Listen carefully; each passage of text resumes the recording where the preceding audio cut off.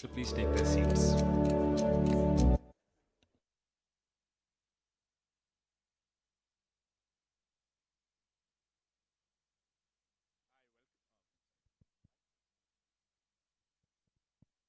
Oh, okay.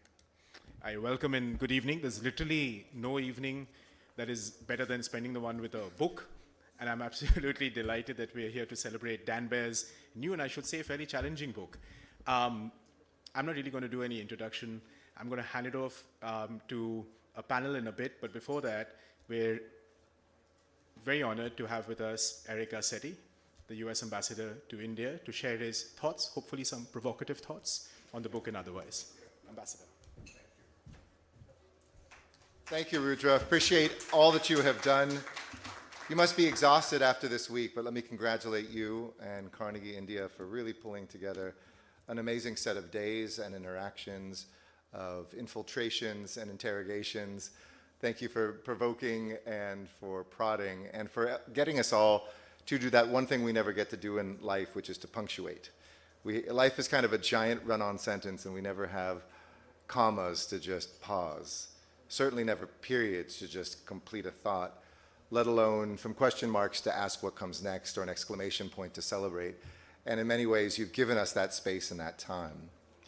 It's similar in some ways what a good book does. And when some people have been asking me recently, what's the difference between being mayor and ambassador? I say, well, actually, I've read a few books now. Because when I was mayor, besides reading reports and some important, urban theory stuff, I'd never had any time to read. And I've actually read a few novels while I've been here. I occasionally have one day a week off.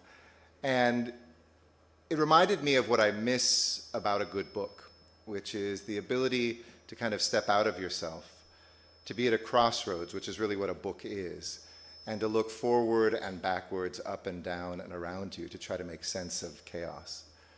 When I was younger, I studied a lot about nationalism, a word that often is seen as a dirty word, but it's pretty much a neutral word in my mind. There's good nationalisms and bad nationalisms. Nations come together to bring the very best of people together. Sometimes they're manipulated to bring out the very worst in us. But at the end of the day, nationalism and nations, I always said, kind of order the chaos of time and space. They say first to people, this is who you are and where you belong physically in this chaotic globe. But then temporally, it says, this is also your history and what you are a part of being able to write. And it's rare that individuals get to both be the practitioners and the thinkers, to be able to reflect on the meaning of change over time and to reflect on kind of the totality of geography in the world, but then also get to be players and writers in that, not just marking history, but making history.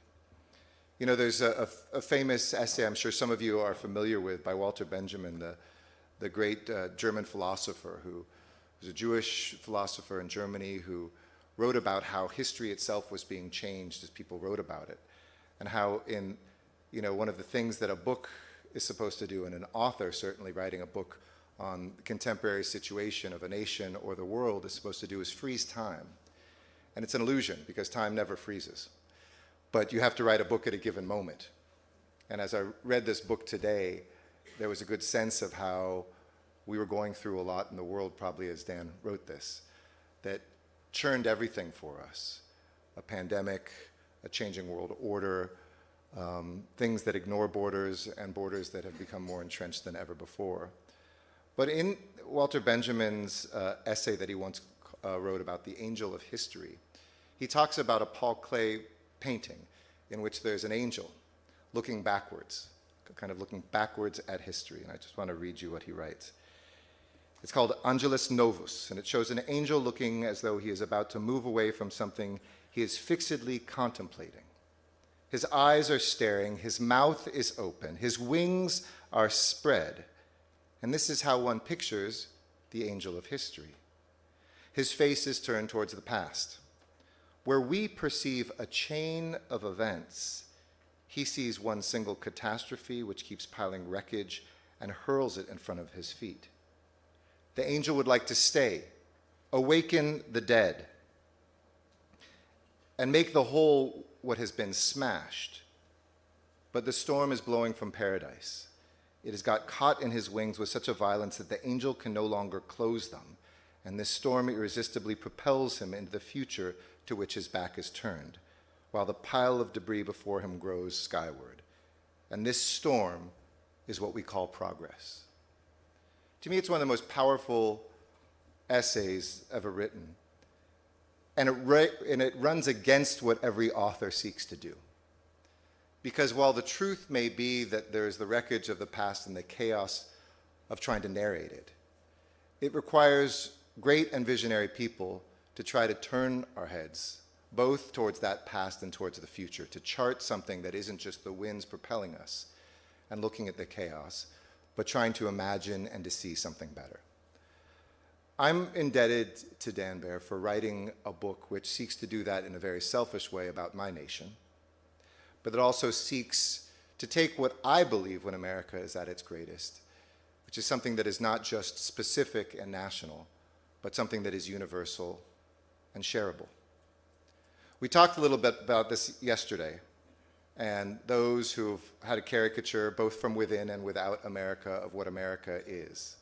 Those who say, look at this war in the Middle East, you're America, just go fix it. Or, can't you reorder this world to make it fairer? Who depend on, and in one of my interlocutions recently with a leader in this country said, we know that America is still indispensable. In fact, there are really no other options. And I remember talking to somebody who said, we really didn't want this unipolar world where America was in charge until suddenly it wasn't. And how's that going for the world? You see, leadership comes with a burden to be humble enough to reflect and strong enough to move forward. And these two themes in the four tests, which we'll discuss here tonight, really get to the core, I think, of what human beings are stirred to want. To not be weak and unafraid, to not be unstrong, but to build nations and communities and indeed a world of strength. But strength means nothing without morality. We also don't want to be bad, at least most of us. We want to individually and collectively be good. And I know for many of us as Americans, we seek an America where there is goodness and strength married together. A strength that sometimes follows and doesn't just lead. A strength that understands that what we share with power is as important as what we cling to. And a goodness which isn't an arrogance, but one that recognizes the shortcomings we've had in our own histories. And the four tests really are about that, about a more just nation and in turn world that reflects on our own shortcomings in order, again, not just to mark this history, but to try to make it. I think when you write a book like this, you pour a lot of yourself into it. And while it may be written with the erudite voice of a scholar, and a learned one at that, a practitioner who isn't just speaking about how he thinks the world may be, but what he's actually had to negotiate it in one way to be. You also look within this and realize it's an intensely, I think, personal book too. And I hope, Dan, you will talk about your hopes and your dreams and help us have the vision of one human being trying to order out of this chaos that isn't, by the way, just this moment, but probably has been always this moment. Some meaning, some strength, some goodness, and some love in this world that so badly needs it. So I'll cue that up, toss it over to you, and beg your forgiveness because this is India, and this is the week that all the weddings are happening. I have to actually go to an Indian wedding. So I'm going to have to see some of this on tape, but I'll stick around for a little bit. But thank you for giving us this gift. Thank you for giving me this gift. And thank you for giving our country and our world this gift as well. Dan Baer, ladies and gentlemen.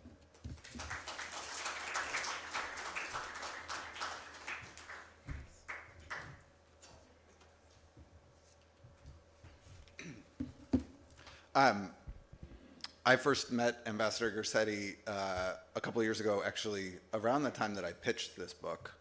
A mutual friend of ours in Los Angeles, when his nomination was announced, invited a group of us to have dinner with him and give him tips about how to be a good ambassador.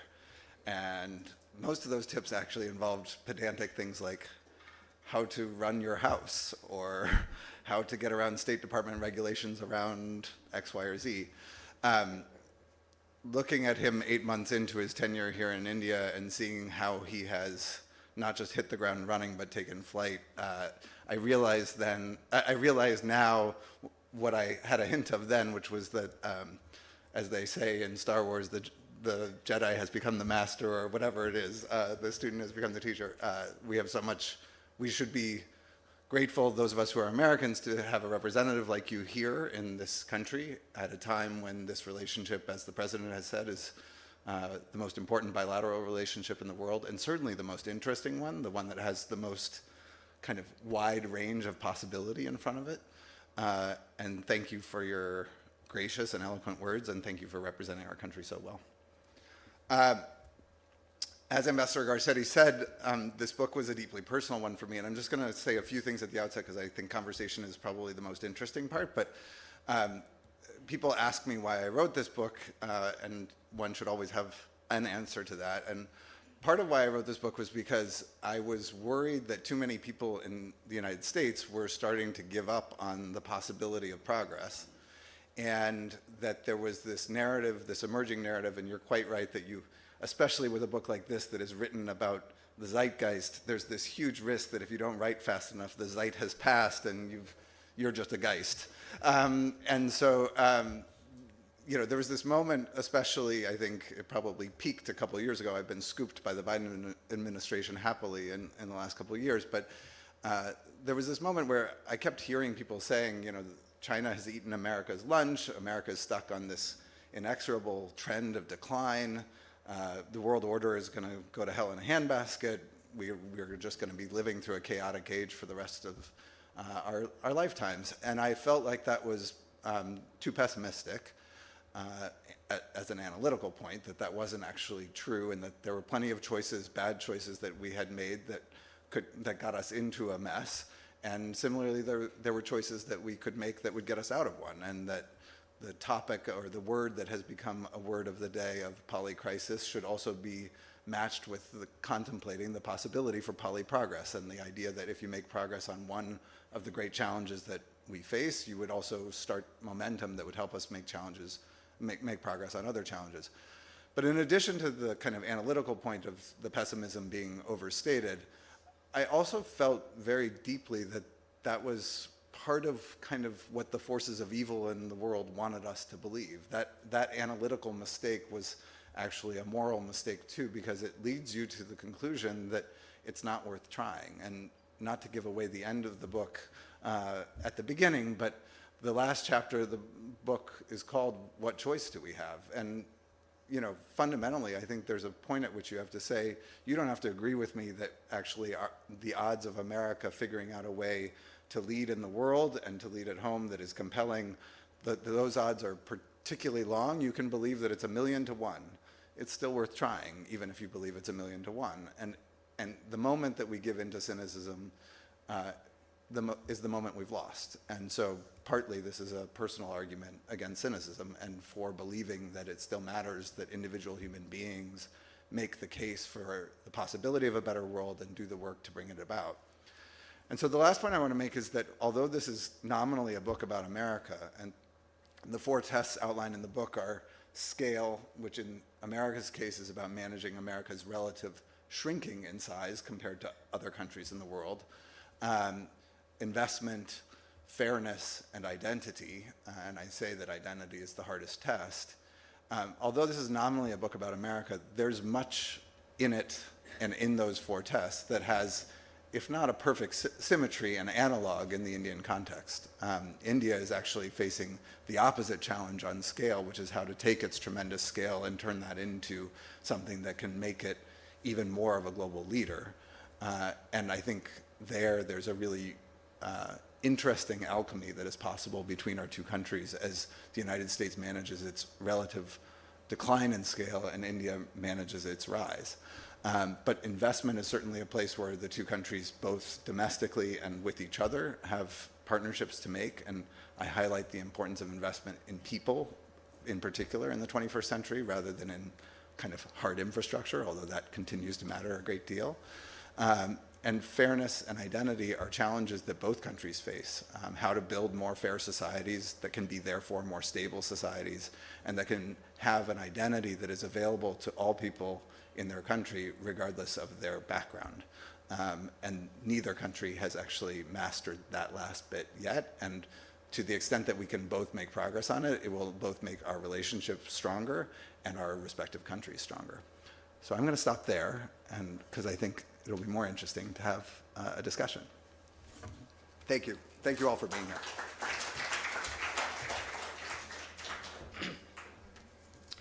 Thank you, Dan, for laying out the premise of the book and the deeply personal motivations that went behind writing it.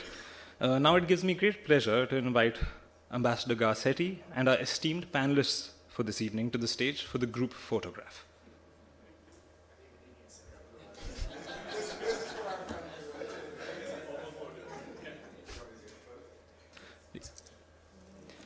Ladies and gentlemen, please join me in welcoming them to the stage.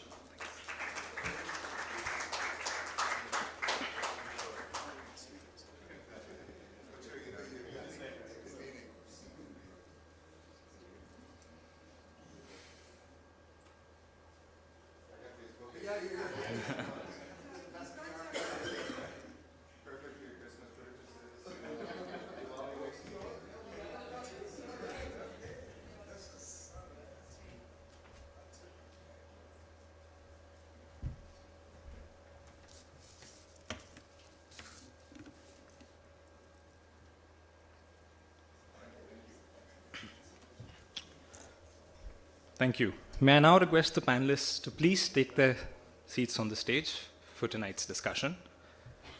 This evening, we have with us Ambassador Arun Singh, former Ambassador of India to the United States and now non-resident senior fellow at Carnegie, India. We have the author of the book, Daniel Baer, Senior Vice President for Policy Research and Director of the Europe Program at the Carnegie Endowment for International Peace. We have Indrani Bagchi, Chief Executive Officer at Ananda Center, and Ashley Tellis, Tata Chair for Strategic Affairs and Senior Fellow at the Carnegie Endowment for International Peace. He will be moderating today's discussion. A very warm welcome to you all. Ashley, the floor is all yours.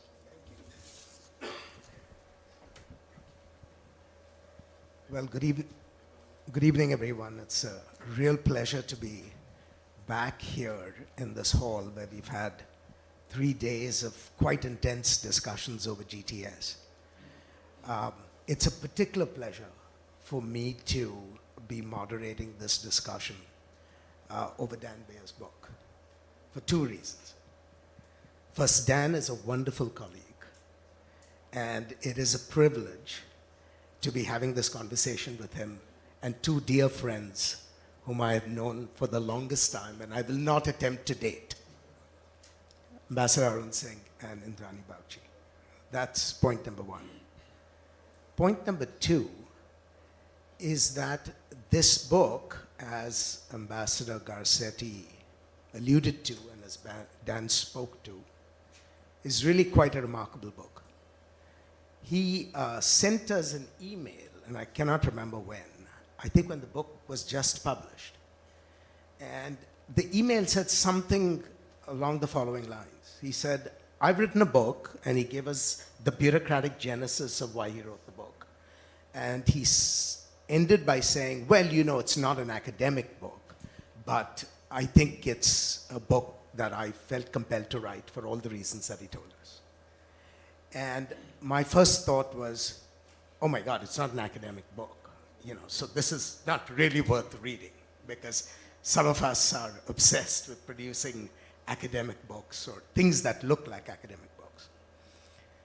I read the PDF on the plane, and I must say I'm really glad you didn't write an academic book, because this is a book that needs to be read widely by all the citizens in my country. And I think there are many in India as well who will have a better understanding of the United States if you read this book. And when I say it's not an academic book, I don't mean it's a book which is once over lightly.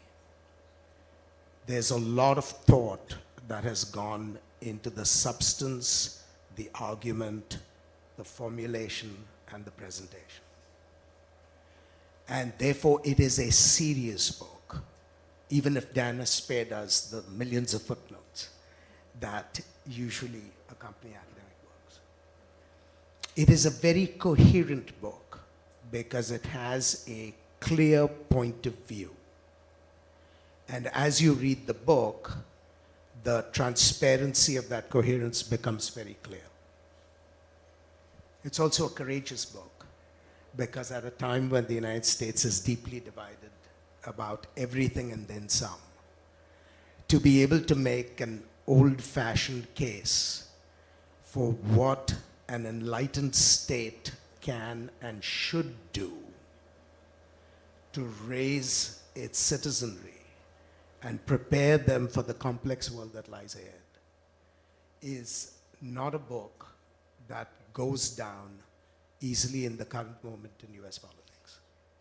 And therefore, I think it is exceptionally important that this argument be articulated and defended in the public space. It was, at the end of the day, also a somewhat aggravating book for me because I thought I would have a lot of disagreements with the book. And I was pleasantly shocked that I agreed with so much that it has now left me scratching my head, trying to figure out what the differences between intelligent liberals and intelligent conservatives actually are. And that's really a tribute to Dan's ability to articulate the argument in ways that are so attractive and almost an invitation to a conversation. I have differences with Dan on the minutiae. I'm not going to deal with them today because they are really inconsequential in the scheme of things. But the fact that that argument has now been proposed and is available to us for reflection, I hope you'll get a chance to read it, preferably buy it.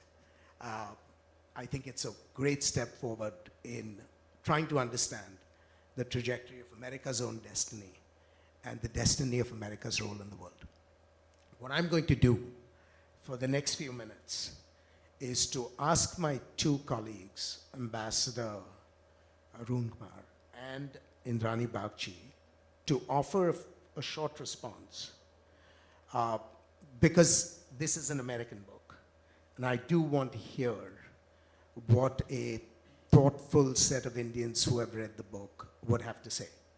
And then I want to engage in a conversation among the four of us. And I have a set of questions that I want to ask Dan and see how he comes out. So, Arun, if you don't mind, why don't I ask Indrani first, and then I will ask you to finish up the batting. So, Indrani, over to you. Thank you, Ashley, and congratulations, Dan. I think this book is, well, it's not just for America.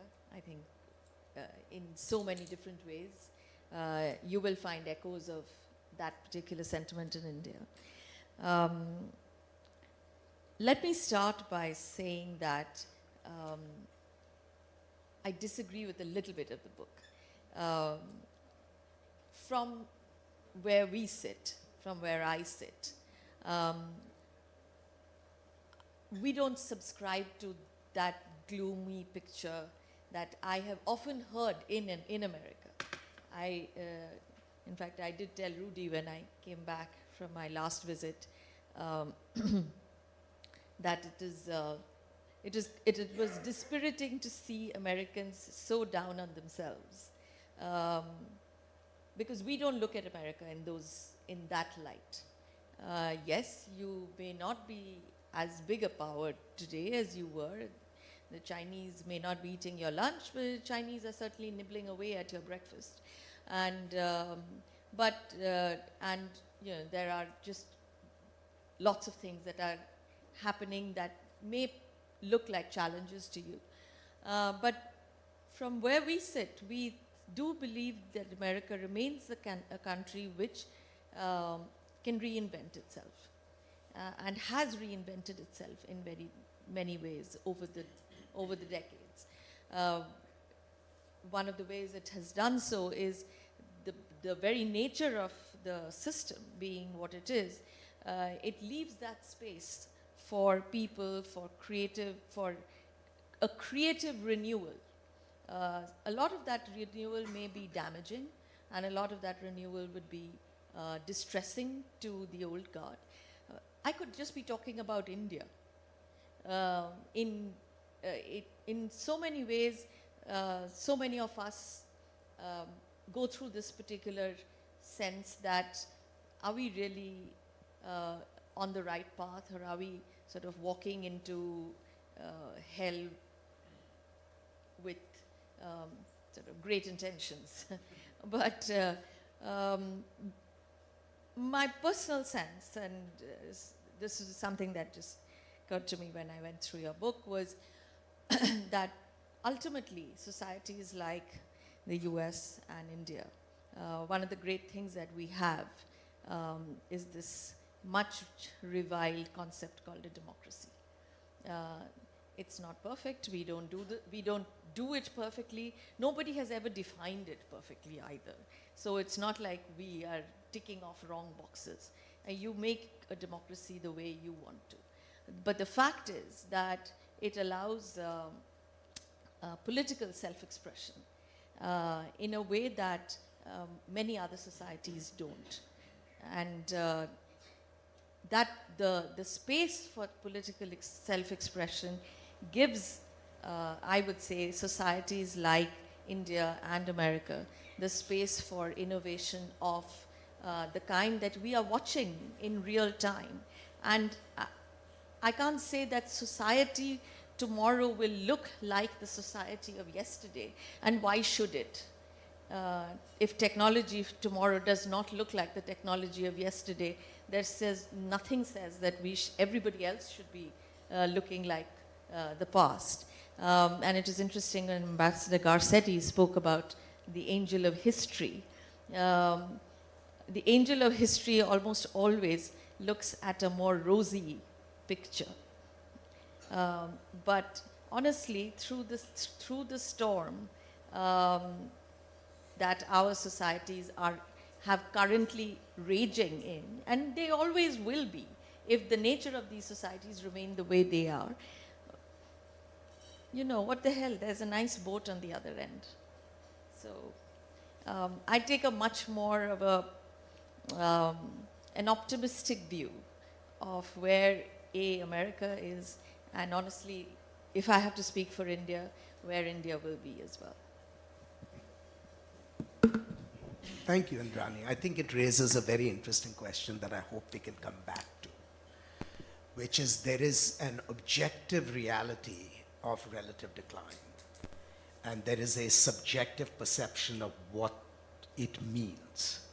And where you sit is where you stand, where you stand is where you sit. So let's come back to that, because I suspect there are implications for cooperation, for the kind of coalition building that the United States has to engage in, all the things that you have described in the early chapters of the book. But before we get there, Ambassador, floor is yours. Thanks, Ashley. So, reading Dan's book and going with the spirit with which he wrote the book, you know, a lot of people say that you don't make money by betting against America. And I think broadly I would go along with that view still. But that having been said, I just wanted to mention a few things that do cause a lot of concern and anxiety about where America is headed and whether America will be able to resolve its contradictions. And the first, of course, is the tremendous domestic polarization that you see in the US. I was in Washington in January 2009 when the first inauguration of the Obama presidency had taken place. And the atmosphere in the city was electric. There were several million people that had come from all over the country. There was a sense that US was entering a post-racial society. And then you saw the blowback happen. What took place on 6th January 2021 was in many ways unthinkable in the American context, and that a sitting president would refuse to accept the results of an election, incite his followers to march onto Capitol Hill. And what if there were vice president other than Mike Pence who went along with what the president wanted? How would that play out? And even today, President Trump continues to command in terms of polls the majority support within the Republican voting members. So I think, and also in the public opinion polls wider, he continues to outperform President Biden.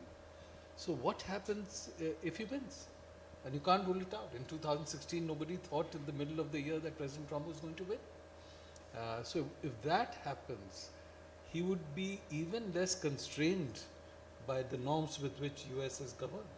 So what that would mean for US society, for US foreign policy choices, has become a question mark. It remains. The second aspect that continues to cause me some concern is that the US has now gone, in a sense, third phase since it became primary or dominant or among the leaders powers of the global stage. First, you had the bipolar phase, where it learned to manage it in some way in competition with the Soviet Union, except in 1962, no direct sort of fear of conflict, but we battled through proxies. Then in the unipolar phase, the US first instinctively resorted to the military option whenever it faced a crisis. So you had 9/11, and the immediate response was military action, because there is no countervailing power. And you go for that, and everybody goes along. Then after that, US takes action in Iraq, 2003. Many within the US had described that as an adventure. After that, with the impact it had on US society, the number of people dead, number of people injured, families being disrupted. So within US society, now there was no further acceptance of continued or enhanced military engagement abroad. So the US willingness to deepen military engagements abroad came down. So President Obama drew the red line in 2012, but did nothing. In Libya, it was leading from behind. So I think direct military engagement by the US in the international context, except maybe is a major crisis of national security for the US, that has pushed aside for the moment.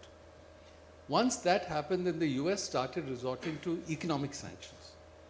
That whenever there is a crisis, whenever there is something you don't like, impose economic sanctions. Because you now can't do the military option, so choose economic sanctions as an option to impose some costs and be able to show domestically that you're doing something. So there were sanctions on Iran with limited impact. Iran's nuclear program in a way continues.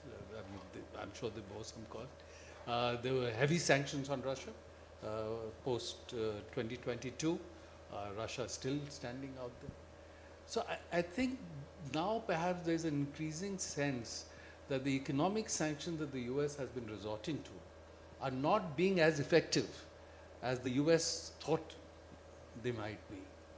So if we are entering now a multipolar phase in global relations, how the US will manage developments that it sees as negative or adversarial from its point of view, that is not clear when the military option is not, may not be there the same way, and the economic option is, economic sanctions option is not very effective.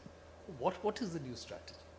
Now, of course, there is talk of building alliances and partnerships, but if you look at the current situation, a large number of allies of the US don't go along with what the US wants.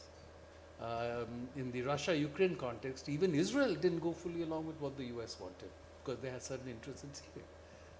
NATO partner Turkey didn't go along with what the US wanted. A NATO partner, EU member Hungary doesn't go along with the. So, and in the context of China, of course, many of them are not willing to go along. So how does US deal with this new situation is something that the US system needs to work out. I think as of now, I haven't seen any signs that they have resolved that. Because so far, as you know, in the US, when there is an issue, you go through the interagency process, and when the interagency comes with a conclusion, then you hear the same language from everybody. And even my European colleagues used to worry that once the interagency is decided, even the Europeans are asked to fall in line without necessary everybody being brought into the consultation process. So how will the US deal with the new challenge is not very clear to me. The third element that worries me is that US has still not resolved how it will deal with the competitive challenge from China. Because earlier you saw certain options during the Trump administration, raising tariffs, limiting access to technology. Biden administration started with that. There was a pushback from Europe. There was a pushback from US companies. Then you started hearing of de-risking, not decoupling. You started hearing of small yard, high fence. But yet, you know, US companies are saying unless we sell to China, we can't do R&D at the level we want to do. So I think there is still a dilemma in the US about how to deal with the competitive challenge from China, and they need to resolve that. And the final thing, aside from the domestic polarization on issues related to the Trump campaign, we see increasing divisions within US society on many other issues now. For example, on the Israel-Hamas issue, the kind of polarization that you see not just in the wider politic, but on university campuses within the administration is things I don't think we've seen for a long, long time. So I suspect that if Dan is to meet the objectives that he's suggesting through his book, these may be among the challenges, not exhausted, but among the challenges that US society and polity has to resolve. And so far, at least from my perspective, we are not seeing signs of that resolution. Thank you. That was great. There are at least 5 issues that are on the table, and they actually link nicely with the 3 issues that I wanted to talk about anyway. So I'm going to... I was hoping there would be 8 issues. We don't have the time, Dan, and we don't have enough scotch this evening. So I'm going to tie the empirical issues that were raised by our 2 commentators to some of the conceptual issues that you address in the book, because I want to hear you both on the empirical elements and the conceptual elements. And so let's start with the conversation about relative decline. It seems to me that, and you don't fall into that trap, which is on one hand, the US is in a period of relative decline because there is the rise of the rest, right? And yet it is an enormous concentration of power which goes way beyond the material elements of power. So there is still an international order that reflects American preferences in structural terms. The institutions, the norms, there is something like a Western order led by the United States. So when outsiders look at us, how do you thread the needle between communicating that yes, we have experienced relative decline, but we still have enormous capabilities that allow us to shape the world if we use our strategies are judicious and so on and so forth.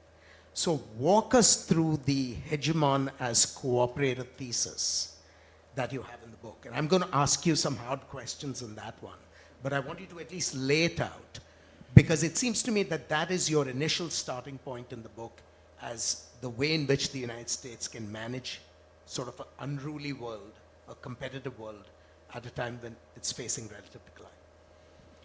Great. First of all, thank you to both of you for the comments. And I am also, the book is meant to be optimistic, and you're the first person who said it isn't optimistic enough, because usually Americans think that I'm being too optimistic. So I'm grateful for encouraging me to be even more optimistic about the possibility of renewal in democracies, both of our democracies.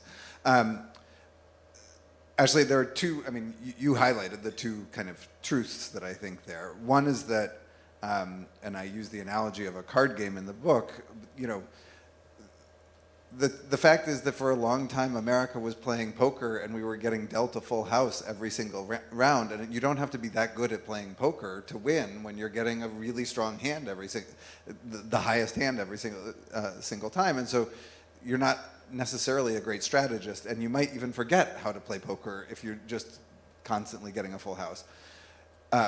Our hand is weaker than it used to be, but still a very strong hand, as you said. There's still a lot of concentration of wealth. There's a lot of concentration of knowledge. There's a lot of concentration of diplomatic networks and relationships.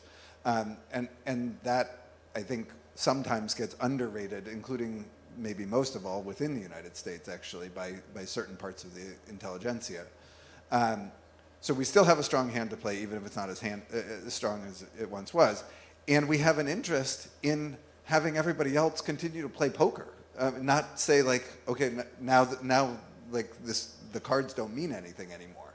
We have an interest in continuing to play by the rules and to continue to, you know, pay our chips when we lose and collect our chips when we win and that kind of.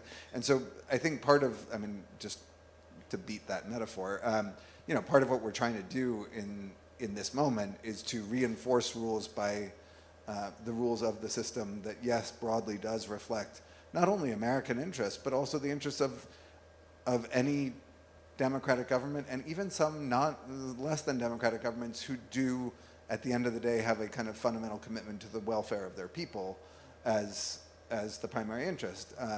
We believe that we have a system of rules that, at the end of the day, are grounded in human dignity and that are worth preserving. And the way that we preserve them is not only by doing as well as we can, understanding that very few governments deserve the label of perfection, doing as well as we can to live up to those rules ourselves and to encourage others to do so, and to reach out and support others and get their support when we need to maintain the common agreement that what we're playing here is poker. And so I think it requires us to work more with others, but also to not lose sight of the fact that we still have something here. Can I ask you a follow-up to that? It seems to me, and that wasn't quite clear in the book. Would you agree that even as we protect the rules which serve our common interests, and the fact that we may not have the grand capacities we once did, say 30 years ago, it is still in our interest to sometimes bear supernormal costs of upholding the regime? Because the danger in the relative decline argument, and you get a version from the left and a version from the right, which is America is sort of on the downward slope. We don't need to bear the costs of protecting the regime. It's too costly. So either extort resources from others, and Trump perfected the art of doing that, even though it was not very successful, or you get the inward turn, which is forget the world, America come home, let's think of ourselves. So in your vision, would you admit that even though there is relative decline, there is something residual about the world of American hegemony that requires to pay those costs when required, when appropriate, et cetera, et cetera? Yes, absolutely. I think the point I'm trying to make is that we have to be more judicious about conserving capital of all forms, so that precisely in the moments when nobody else in the world can marshal the capital, whether that's political, military, financial, or otherwise, that we are able to bear inordinate costs or disproportionate costs as the still most powerful, wealthy country in the world. We don't have an unlimited budget. We had a functionally unlimited budget in the 90s. Like we could pretty much buy our way out of most problems and still have enough money left over. That is not, and I'm using money kind of both literally and figuratively there, but that is not the case anymore. And so yes, I think we should be prepared for that. And I had something to say on the second part of your question. I've lost my train of thought. But It'll come back. I want to ask the corollary of this to both our Indian colleagues, which is as India wants to partner with the United States, can we expect that India will step up in terms of cost sharing? I don't want to use burden sharing because it has a peculiar connotation in a military context, but partnership with the United States. What is the Indian debate about cost sharing? Because sometimes I hear the phrase rather casually used about exploiting cleavages in the system, playing off powers against one another in order to secure individual benefits and so on and so forth. What is your judgment about India's approach to this whole question of collective contributions? Let's put the ambassador on the back. So actually, when the campaigns are on, as you know, the ambassadors then try and reach out to both campaigns so that whoever comes into government is well disposed to your country. So when the Trump campaign was on, and they were criticizing allies for exploiting the US, and so my message to the team around him was that, of course, you'll be making your own choices. But if you say that allies have been exploiting you and not stepping up with resources, India is your best partner. We are not an ally. And we are not asking to spend money on us. What we are saying is, let's do trade and technology partnerships so that you benefit and we benefit. And we are not sapping your resources. So if you look at India as your best, so those are, of course, but that having been said, I think, look, from the Indian perspective, clearly US, if you look at comprehensive national interests, trade, technology, defense, diaspora, US is our most important partner. We have a very important relationship with Russia, energy, oil, but if you look at the wider dimension. And with the US, we are certainly doing more and more. You are seeing this whole new initiative on critical and emerging technologies, which we don't have with anyone else. Tremendous potential. So as we built this relationship with the US, for example, earlier there used to be talk of the foundational defense agreements. Now they're all done. Some years ago, if you spoke of interoperability, swords would be out on both sides. Now you mention interoperability, nobody bats an eyelid. India not only deals with the Indo-PACOM, India is now also dealing with CENTCOM. India is also now dealing with AFRICOM. India has joined the Combined Maritime Force in the Gulf, something that has not been. US ships now are being repaired in India. There's talk of setting up an MRO. So there is a lot happening, I think, that is giving more and more confidence to the two governments to be able to do more with each other. So I think we need to continue on this path for building confidence, because again, from the Indian perspective, the US polity and decision making can be very challenging. If you just look at Ukraine, now the Congress has stopped funding for Ukraine. So the administration may be very positive on you and the Congress can stop something. So you have to manage it carefully, and you have to have options at a time when there could be sudden unexpected decisions that don't work necessarily for you. So Indrani, let me put you on the spot. I didn't want to put Arun on the spot in this. The ambassador laid out a whole agenda where India has contributed in its own way to a coalition approach with the United States. Are there limits? Of course. And how would India think of those limits? There are certainly limits, because the power difference, I mean, there's a very strong power asymmetry between the US and India. So when we say cost sharing or burden sharing, the question that will automatically come to an Indian is, whose burden? Are you going to share my burden in this region? Or am I going to pick up the detritus of a damaged history and your burdens in parts of the world where my interests may not completely align with yours. And that is a question that will automatically bring the limits to this participatory alliance. My sense is the limits will come where interests clash. And I think Arun said it right, that we are not allies, but we've done more even by not being allies. The question, I think, for many Indians would be, are you willing to pick up some of the tough parts in my neighborhood? And there are, I mean, you can arguably say that we live in the worst neighborhood in the world. But so how much of it, is there a two-way traffic? And that, I think, would be.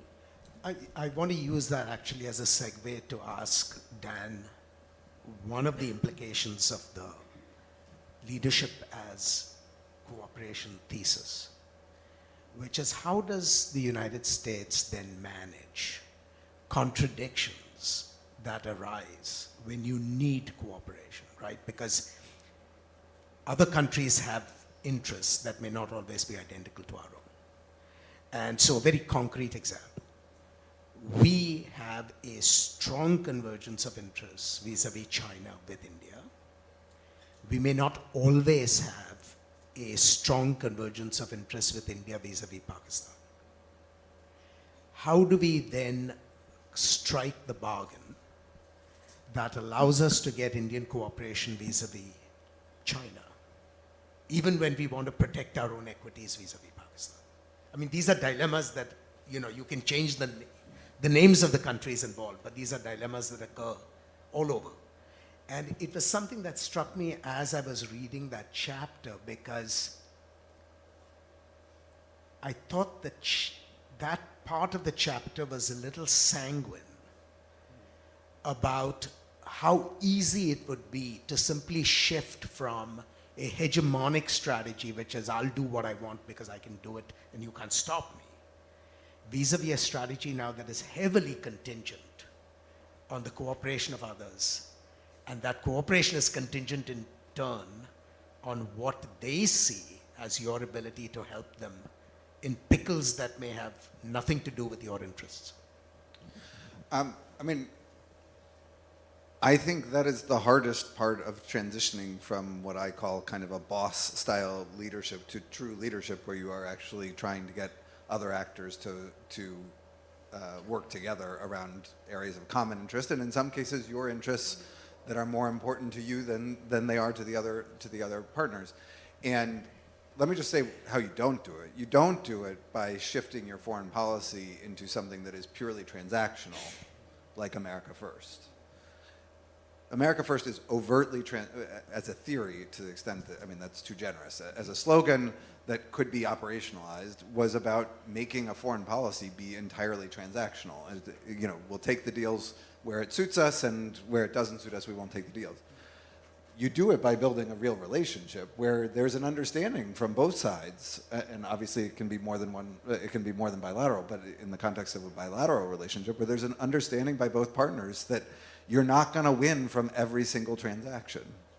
There will be some where actually you're making a sacrifice for your partner, and you're doing that because the relationship has been long enough and deep enough and strong enough that you trust that in the end it is net positive for both of you. It is win-win, but it's not win-win in every instance, and that involves trust and sincerity and honesty with each other, which leads to the second point of one of my frustrations with the moment that we've lived through, both with the kind of hand-wringing over the so-called global south over Ukraine, and the more recent hand-wringing over Israel-Gaza and the war. Setting aside the very real substantive debates there's been this kind of, in Washington and other European capitals, this kind of hand-wringing that the global south isn't with us, as if we expected them to behave like children and just come along. I mean, it's this kind of soft neo-colonialism of like not treating them as real countries that have their own interests and that, yes, can be held accountable for their own hypocrisy. Where were those countries when Russia invaded Ukraine? Where were they believing in international law then? It's okay for us to say that respectfully, because one of the ways that we demonstrate respect for each other is by holding each other accountable, in the same way that America's partners often, as a former American diplomat, held me accountable. And I tried in good faith to represent both my country and my intellectual analysis of the situation. And so I think part of this is about building new kinds of relationships that are relationships built on trust, where you understand that friction is going to be part of it because you don't have the same interests, but that you trust that over time you will try to work it out. The point I wanted to make in response, because it connects here to your last question, is just the point you made about isolationism, or you didn't use that label, but and it comes from the left and the right in the United States in this moment. I think it is almost always true that the moments of where isolationism kind of is on the upsurge in America are exactly the moments where engagement is most important. And I have enormous sympathy for the isolationist impulse, for one strand of the isolationist impulse, which is that the world is really scary. And of course it's tempting to say, like, let's just pull back and like leave the world where it is and we'll just do our thing here. And that's never been, in my lifetime, that has never been less possible than it is today. If we leave the world where it is, the world will be on our doorstep tomorrow. We have to engage. There are problems that we have to solve with India that if we don't solve with India, they will be problems both for India and for the United States at a multiplied level. And so it is so important to make the case for engagement in the moments when the world is scary, even though that's the hardest time to make it. Yeah, thank you. I want to switch gears to go to a second issue with both Ambassador Singh and Indrani raised, which is the whole question of domestic polarization of the US. I found it really striking in your book that for once you were a straightforward Marxist in this one, where you attributed, and I may be putting words in your mouth, but my reconstruction of your argument is domestic polarization is a function of the breakdown of the social contract. And the inference being that if we can reconstruct the social contract in the way that you suggest we should throughout the book, we will make substantial gains in attenuating the polarization. Now, for many years after Trump's election, or at least a couple of years, I actually believed this. But it seems to me there is now a huge body of data that shows that the people who voted for him were not necessarily victims of economic dislocation, but really victims of a peculiar form of identity politics. People who were threatened by the changing composition of the United States, embodiment groups that felt privileges were being lost. And you have a wonderful quote, I can't remember who it was, where if you're a child of privilege, then equality looks like a threat. So if that is true, how does reconstructing the social contract, which has a huge materialist component in your argument, how does that allow you to overcome the polarization? I don't think it does. I mean, I think the degradation of the social contract, which is really also about the economic progress of the world, it's about technology and globalization and the fact that the social contract that we have is not fit for purpose for the world that we live in. And we've seen this movie before. That was also true at the end of the Industrial Revolution, and creating a new social contract that included things like public education and a better, if still insufficient, social safety net was part of what enabled the thriving America of the 1950s that many people seem to want to go back to without recognizing great racial and gender disparities that are attendant to that. So like we've been through the evolution of the social contract before, which speaks to the possibility of doing it again. But that is really just necessary but not sufficient for making progress. It was a permissive force, I think. The breakdown of the social contract was a permissive force in the rise of polarization in the United States. But the last chapter, and perhaps the most naive one in the book, I guess, It tries to make the argument basically that we also need content for what will replace it in terms of a basis for American unity and an antidote to polarization. And I offer the content that I offer, which I don't think is necessarily the only one, but I want to open a debate on it, is the idea that we should be able to make the case to all Americans that the pursuit of happiness is actually an ethic that we could organize our society around, and that I should care as much, that I should care I should care at some deep level, not that it dominates my life, but at some deep level I should care that you have an equal chance to pursue a life of your own making according to what is meaningful to you, as I do that any other person with whom I share a society does, and indeed that I recognize that they ought to care about my right to do that as well. And so I think it's not purely materialistic. It is unsurprising to me that if you take a group of people and you say now you used to have 10 and now you have 8, and you guys figure out how to divide up the 10 that you used to have among you and now you have 8, that people start to fight, and that indeed they start to fight and draw sometimes arbitrary lines and say, well, the 3 of us over here we're the Greens, and we're going to take 5 and only give 3 to the Reds over there. Identities do get formed and entrenched in moments of material scarcity, but the identities themselves also have content, and we have to give satisfactory moral content to that identity, an identity that can be truly shared by all Americans. And I think even though identity is the hardest test, as I say, it's also the most hopeful, in the sense that there has never been on the face of the earth a truly pluralistic liberal democracy that has a society that is committed to an idea of citizenship and who counts fully as a citizen, that is inclusive of everyone. And if you could do that, it would be not only a moral victory, but a practical one that would make America or any other society that was able to do that truly unbeatable. And in some sense, the answer to how we beat the Chinese is you win against the Chinese by winning at home, and by winning against the demons that we're fighting at home. You win by winning. So I'm going to come back to the China question, but I want to address the identity question as well, because I thought that was a very challenging chapter. That's a generous way. No, that's Ashley speaking. I could see you struggling to say something that was substantive in such a slippery, right? The whole issue is so slippery. Yeah. And I was struck by the fact that at the end of the day, the pursuit of happiness for you is almost Rawlsian. Yeah. You end up with a process solution rather than a substantive solution. Although I note that the pursuit of happiness can require different things at different times, depending on the context. So let me ask, there is now a school of, political philosophy in the United States, right?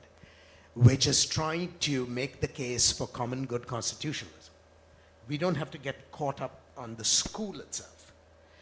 But the question that I've always struggled with since my graduate school days is, can you have a good society?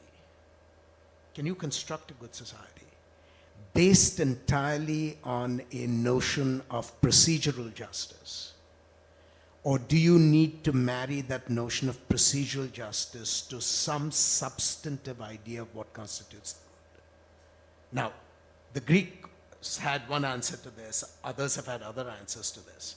But it seemed to me that in your treatment of this question, it becomes simply a question of whatever the process allows. So if you have a process that allows different people to navigate and negotiate their concepts of the good, that's good enough. And there is a part of me that says, yeah, that's necessary but not sufficient, because I do have a substantive idea of the good. And how do you allow me to express my defense of that substantive idea beyond the process? I think a good liberal society requires toleration of everything except variations from the idea that human dignity is at the center of the political project. And so you can be tolerant of you can require tolerance in the political sense of everything except for the idea that is at the core of liberalism. without which all of the justifications for the process itself would be unmoored. We will continue this conversation elsewhere. But I want to end the public phase of this conversation with the issue that Ambassador Singh raised, which is the China question. For you, the China question has two parts. There is the internal regeneration of the United States, which to my mind is absolutely true. And then there's an external part where you talk about defense, the defense budget. You're concerned about waste, fraud, and mismanagement, as we used to call it, during the Cold War, and so on and so forth. Can we say something more, particularly on the external part? Because no one's going to have a disagreement with you on internal regeneration. We need to be a stronger society if we have to compete with China. But I think you sometimes in the book suggest that what we may have in the defense budget is sufficient and we can eke out savings from there if we are smart. I mean, all that's true in the abstract, but what is it concretely that you think we need to do better on the external side for ourselves? And then two, what does that mean for our partners and our alliances? I mean, what role do you see for them in the management of the China challenge? Well, I think that part two is part of the answer to part one, in the sense that I think we need to see, and this is not to say that we haven't thought of this before, but it's become ever more important that we are being strategic about the ways in which we find synergies working with partners, because the resource base is more limited than it once was on a relative scale. And so we have to treat our alliances not just as ways of managing friends, but actually as genuine, integrated into our own kind of security policy strategy, what things can be done there or by these other partners of ours that are of mutual interest that allow us to free up resources over here to help this partner that needs capacity building or some other. We just have to be, this is going back to the card game, I mean, we just have to be more thoughtful about how we're deploying resources. On the spending thing in particular, I tried to thread the needle there, because what I wasn't, I kind of am agnostic. I am not a military strategist, and I think our budgets should be guided by military strategy with defined objectives. What I worry about is that there is a tendency, especially in highly politicized moments of competition, which we are living through, to allow the kind of threat tail to wag the strategy dog, and you could see us getting into a kind of endless, like, just write bigger and bigger checks endlessly because this is without it being strategic. And I mean, one of the points I make is that I think the analogy of a new Cold War is flawed for a number of reasons. It's not a good analogy. It's not helpful right now.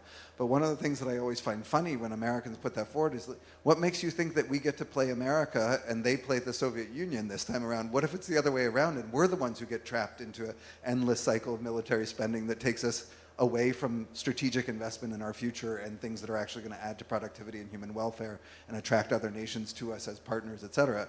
So, I mean, part of what I'm trying to do is avoid the idea that in a moment of intense competition, we lose sight of ourselves because we're so focused on beating them that we don't think about how we strengthen ourselves. Let me ask this is the final question to the two of you before I go to the floor, and that is, so Dan laid out the idea of how you have an alliance strategy vis-a-vis China. Is India comfortable with that? I mean, does India see its own national interests served by, in some sense, becoming part of a coalitional strategy vis-a-vis China? Or does India have an alternative which is somewhat different because it is not an ally? Because it's sometimes easy for us to lump allies and partners in the same sentence and presume that what holds for allies holds for partners. How does India say this? So, from my perspective, I think the sense here would be that you have to watch US policy carefully. It can change, and historically it has changed. From 1949 to 71, US didn't have a relationship with China. In 71, US was encouraging China to open a second front against India in the Pakistan conflict. Then, of course, you had a certain relationship with China. Till in the Clinton administration, China was described as a strategic partner. The Bush administration spoke of them now as a strategic adversary. And then in the Obama presidency, first you heard of a pivot to Asia, but then it was said this is too strong, so rebalance to Asia. That also didn't happen. And now small yard, high fence. So US will work out its approach to China based on its own considerations of its national security interests. And we have to accept that. Now, certainly you have to see where the convergence is, but ultimately India's strategy has to be able to strengthen itself to deal on its own terms with the challenge from China. And to the extent that the partnership with the US, economic, technological, defense cooperation, various dimensions, enabled India to strengthen itself, that would be the approach. And as I understand it, something that you also mentioned, and I have been saying, and you mentioned yesterday, that one very strong element in US strategy is that a strong, independent India, which is not overtly anti-China, is in US national security interest because it will be a natural deterrent against unilateral assertive Chinese positions. And I think that will be the best way to go forward. Dissent, endorsement? No, I largely agree with Arun on this. I think the point is that when you say that the US has a vision of how it will deal with China, or an adversarial China, India has a vision of how it will deal with an adversarial China too. Except that our adversary is literally at our doorstep. Your adversary is about 5 oceans away. And so the nature of the adversary or the adversarial relationship is different. And therefore, we would need not just capacity, we would need a lot of the heft that America brings to bear in its position of literally it is still the biggest power in the world as we deal with China. And I think we have seen over the years that with America by your side, it is easier for India to deal with China. It is not easier for China to deal with India, but it is easier for India to deal with China. And I dare say that balance will continue. Well said. I'm going to open the floor. We have a few minutes. Just raise your hands. I'll recognize you and identify yourself. And please be brief because I do want to end on time. Yes, sir. My name is Surinder Singh. I work as a sustainability analyst, and the question is not exactly from the geopolitical perspective. I was just in the middle of this discussion. There's a fourth Republican debate going on, and there's a race for second place, as President Trump's team is saying. I'm looking at the discussion from the environmental perspective, which is exactly where US has perhaps not been able to deliver as the rest of the allies or the friends would actually expect.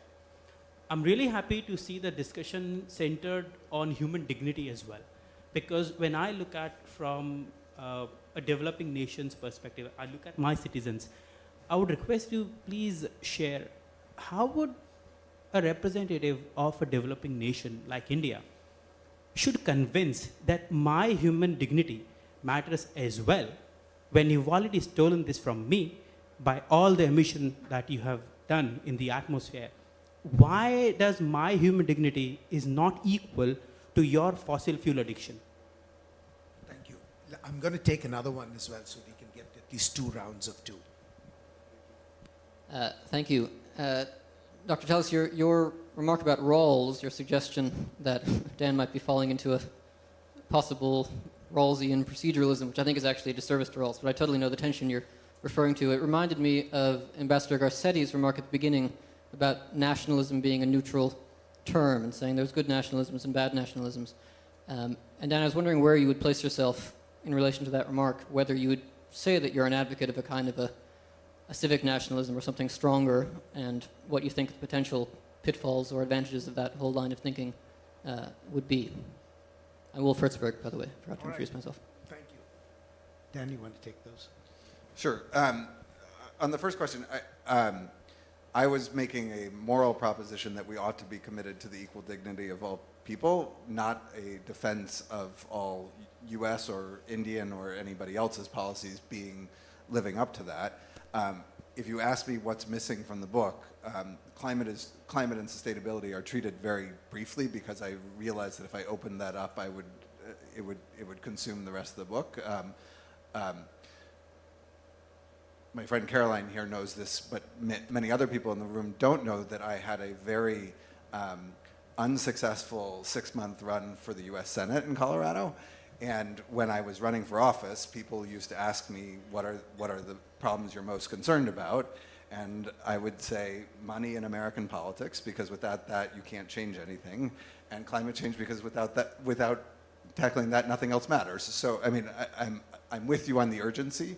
I do think that there is even with climate, there's a national competitiveness argument to be made, and part of the way that America needs to lead by cooperating is by genuinely, not just in lip service, but in real ways, engaging with partners to demonstrate our concern not only for historical emissions, but for also adaptation and remediation efforts today in ways that demonstrate our commitment to human dignity, because that's how partners will learn to trust us over the long run and be able to work with us on other issues. So I think it fits very much into the frame, and I don't disagree with the proposition that we should treat human dignity as equal for all human beings, certainly.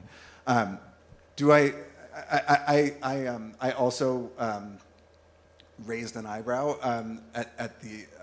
I was thinking about the question of nationalism as Ambassador Garcetti said that, and I think I pretty much studiously avoided using the term, partly because it's so loaded. I guess you could say that what I'm proposing is a kind of civic nationalism. I tried to talk about it, I tried to characterize it as a kind of very thin, it only needs to be quite thin, but foundational aspect of identity that is shared and common within a society, which I guess you could call a basis for nationalism, although in my association with nationalism is usually not a thin basis, but a quite dominant one, and one that ends up defining other aspects of people's lives, whereas I think all you really need in a country of 330 million people that are going to have diverse identities that include national identities and many others, all you really need is a thin foundation. So whatever you would call, I think you're right to call out the issue, and whatever you would call that kind of thin layer, which you could say civic nationalism, I avoided the term because I think of it as not necessarily being thin. But I think you're right to raise the question. Rudy, and there was the lady out there. Go ahead. Congratulations for your book. So I have one question. It's basically I want to know your opinion about, Professor Joseph Nye Jr., he wrote a book on Do Morals Matter? So for you, do you really think morals matter? Because there he mentions the presidents need to take into consideration the political context and the resources as well.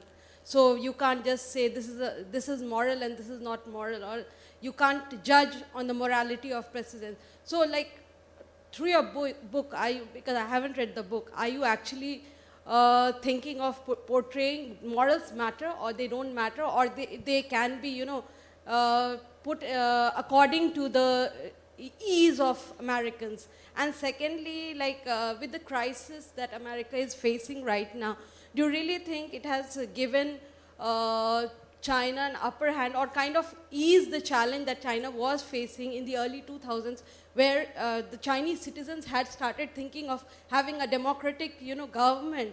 But now with the Capitol Hill crisis and things like that, I think that question or that challenge has totally been erased from Chinese, domestic regime at least. Thank you.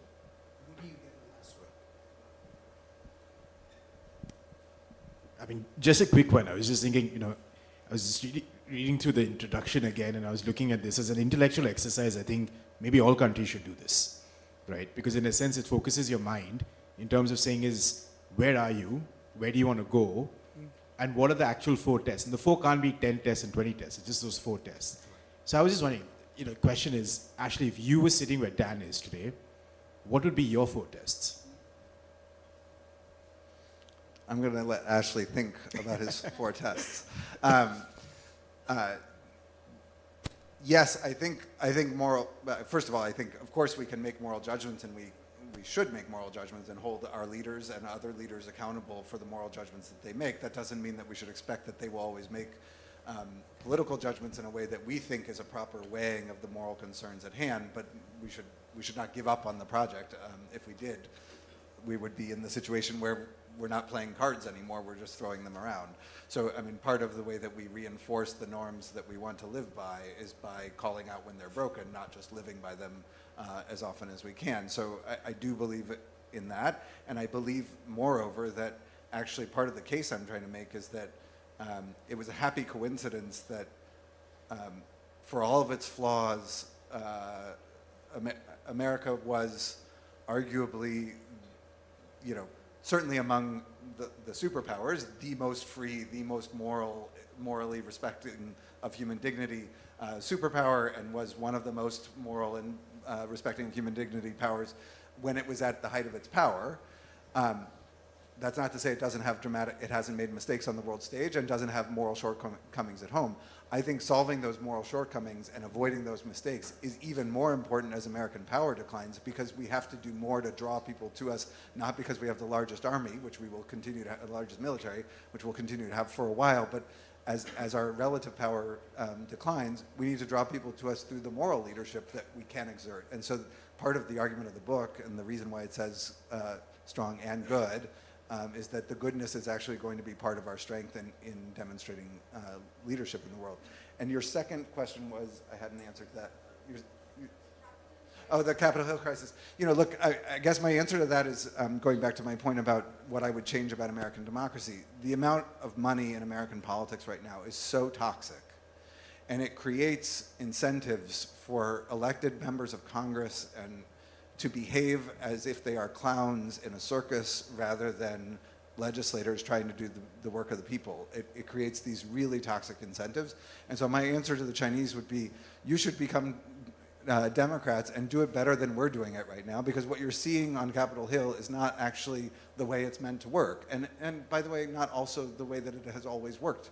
And I hope that we can get to a more respectable and respectful politics on Capitol Hill and across my country. So I'm too Catholic to have 4. We have to have 3. Okay. So it's a very good question. You'll see in the acknowledgements. I did. I saw Maggie's comment there. The first would be identity. And I think the whole question of what is it to be Indian? What is it to be authentically Indian? Is a question that I think India needs to ask itself, particularly when it's in a period of social ferment. And the whole question of what kind of polity do we want to be? What kind of polity have we inherited?